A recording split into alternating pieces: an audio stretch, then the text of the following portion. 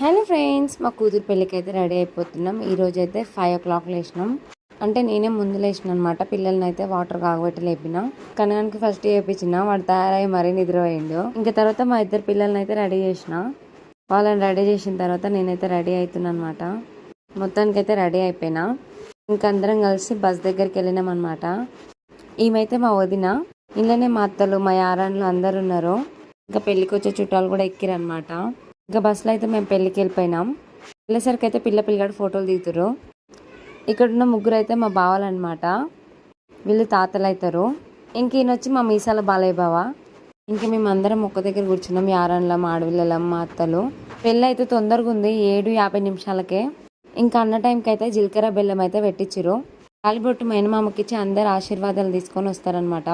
పెళ్లి కొడుకు అయితే అందరికీ తాళి చూపించి మా బిడ్డకైతే పుస్తకం కట్టేసిండు. ఎన్ని రోజుల నుంచి పెళ్ళి పెళ్ళి పెళ్ళి అనుకుంటుంటే ఈ రోజైతే పెళ్ళి కంప్లీట్ అయిపోయింది. పెళ్ళికి వచ్చిన వాళ్ళందరికీ పెళ్లి పందిరి అయితే మస్తు నచ్చింది. మరి మీకు నచ్చిందా? కామెంట్ చేయండి. ఇంకా పిల్లగాడైతే తలంబరాలు పోసుకున్నారు. ఇదైతే మేము అందరం కూర్చున్నాం. మా అక్కలు, మా ఆడబిడ్డలు, మా కోడళ్ళు, మా బిడ్డలు, మా చుట్టాలంతా. ఇంకేముంది, కొద్దిసేపు స్టెప్పులు వేసినాం.